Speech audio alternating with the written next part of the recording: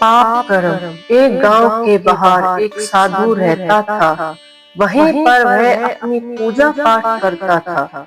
कुछ समय बाद वहां एक वेश्या आकर रहने लगी। वह साधु को देखकर मोहित हो गई और साधु को अपने वश में कर लिया और साधु उसके साथ संभोग करने लगा।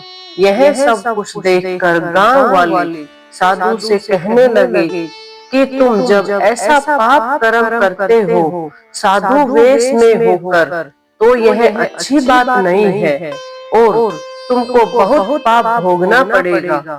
तब साधु ने कहा कि एक गंगा स्नान से 100 यज्ञ का फल मिलता है, तो 2-4 यज्ञ का फल अगर चला भी जाएगा तो बाकी तो बचेगा। और साधु ऐसा सोचकर और बोलकर खुश होता और अपना वही गलत काम करता रहता।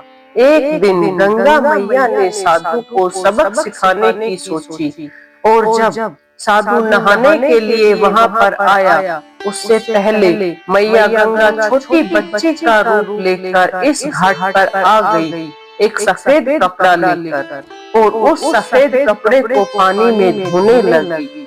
तब वहां पर साधु आया और देखा कि छोटी बच्ची कपड़ा धो रही है। वह चली जाएगी तब मैं स्नान करूंगा, पर उसने देखा कि वह बच्ची उस कपड़े को पानी में धोती है, फिर उसको दोबारा से बालों में गंदा करती है, फिर धोती है, फिर गंदा करती है। बार बार उसको ऐसा करते देख साधु को गुस्सा आया और साधु ने कहा, जब तुम्हें इसको गंदा ही करना है तो धोती क्यों हो?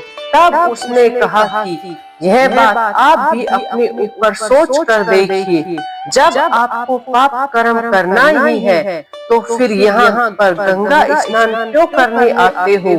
तुमको उस पाप की बहुत बड़ी सजा मिलेगी, तुम्हें नरक मिलेगा। तब साधु के समझ में आया कि वह बहुत बड़ी गलती कर रहा है और फिर उसने सब पाप कर्म छोड़ दिए और अब अपनी भक्ति करने लगा। हमें भी इस कहानी से यही शिक्षा मिलती है कि हमें जानबूझकर कोई पाप कर्म नहीं करना चाहिए। यह कहानी हर उस इंसान के लिए है जो जानबूझकर गलती करते हैं, तो हमें उस पाप की सजा भी उतनी ही बड़ी मिलती है।